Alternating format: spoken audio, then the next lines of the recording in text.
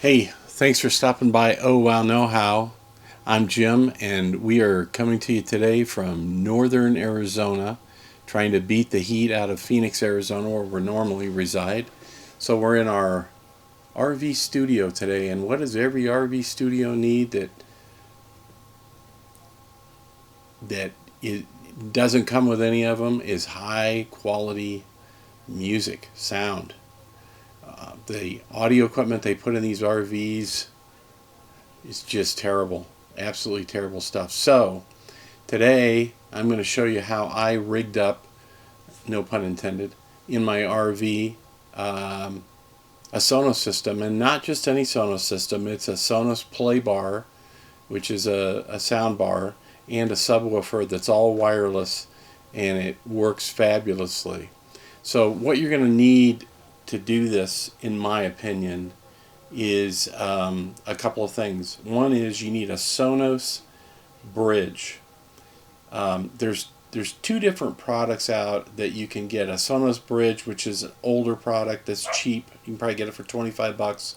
There's a newer one out that's essentially a mesh box, and I forget what they call the new one. I should know that. I apologize. If I find it, I'll put it in the notes. But you can get away with the Sonos bridge. It's just a small box. It's $25. You need to have a router. So I am using a GL.iNet 750 router, and that router will allow you to plug a Cat5 cable out of the router and into your bridge, and that bridge is going to send a signal out to your other Sonos speakers. Now you could plug it directly into, in my case, a play bar. Problem with that is you really don't want a bunch of wires hanging out of a play bar, but you could do that. You could hook it directly into the play bar and bypass the bridge, but it's so nice having the bridge because then everything's wireless. You don't need to have, but highly recommended, I am using an internet service from a phone service called Visible. In fact, I did a video on Visible here a couple days ago, and if you look down in the notes, I'll put a link to that video as well. The reason I use Visible is because where we're at in Arizona, you only get Verizon, and we have T-Mobile and AT&T in our house. So the Verizon works great. The Visible's awesome because it's unlimited data, and I'm not going to go through all of it because I've already done it, but check out the video, and I guarantee if you do a lot of RVing, this is going to be your solution. So let's get started and talk about all the components, how they hook together, and what we need to do to make this thing work. So hold tight, and we'll be right back and walk through it step by step.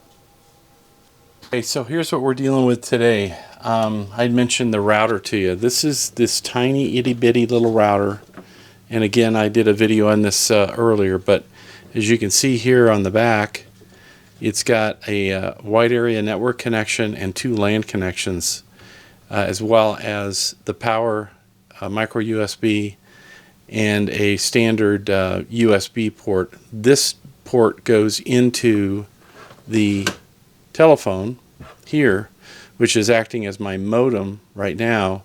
I'm using the Visible phone service, and my phone has a tethering capability. So this router will allow you to either do a Wi-Fi where I can turn the Wi-Fi hotspot on the phone, and I can receive the signal here, but I found that tethering it makes it faster and much more reliable. And the Cat5 cable that's here goes into the back of my Sonos. Sorry for the wire mess, but it's kind of how things are set up on here currently. So if we take the phone out of the picture here, we can see that the router is going to come to the Sonos and send the Wi-Fi that it's picking up off of the phone service.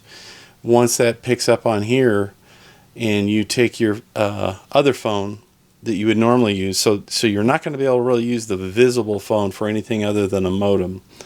That's going to be your main purpose for that phone service. And by the way, that phone service is $25 a month for unlimited. So far, I think I have, well, let's just check it and see while we're standing here. Let's see what we've got for data usage. So currently we have, where's that? There it is. And I hope you can see this. So from June 1st, let's see if I can get it in here close. So from June 1st, you can see I've used 91.13 gigabytes of mobile data. And other than occasionally unplugging it and plugging it back in, or turning it off and turning it back on, just to kind of refresh everything, I have not gotten any slowdown whatsoever. So it's just been phenomenal. But once you get this set up and you get your other phone to set up your play bar, which I have right down here, it works fabulously. It's just unbelievable. And I have the play bar and the subwoofer, and they both work well. One note I'm going to tell you to be careful of, I tried to set this up at my house where I have obviously a Wi-Fi network in my house, and I tried to set up this network separately. The Sonos will constantly try to go find, oh, there's another Sonos over there, I need to hook up with it. So try to either shut off your other network and then turn this network on and do it at your house, or wait till you get out into the field. But it's better to do it at your house and make sure it's going to work for you. But this setup, this was, I think, about $75 on Amazon, and I'll put a link to it. This is the bridge, the Sonos bridge. Like I say, you can find them cheap for like $95. If you have to buy the bridge, no, it's not the bridge. It's the, oh gosh, I forget the name of it. The newer version of this, which is a little bit better and gives you a bit better signal. That's about the only difference. It's like $100. So $25, $75, $100 roughly in cables. You can basically have the Sonos working in your house or your RV. So anyway, I hope that helps. And I just know that it's been difficult for me to find out in the field or on the YouTube anything about this.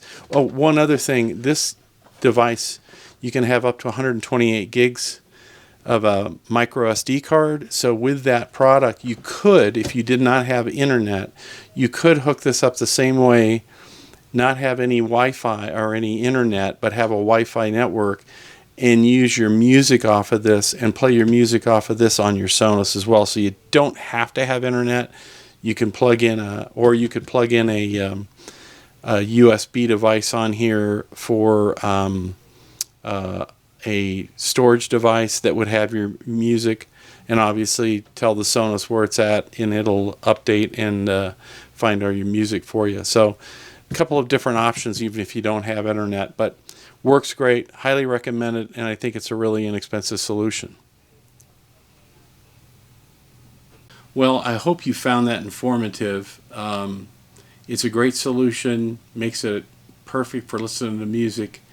And I forgot to add too, we do have a 4K TV, and we did hook the soundbar to the 4K TV using the fiber optic cable, and that gives us surround sound as well in our 37-foot RV. So it really works out great. So I hope this was informative.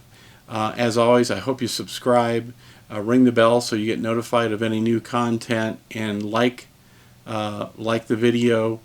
I'm kind of challenging myself just to see if I can get my first 1,000 subscribers.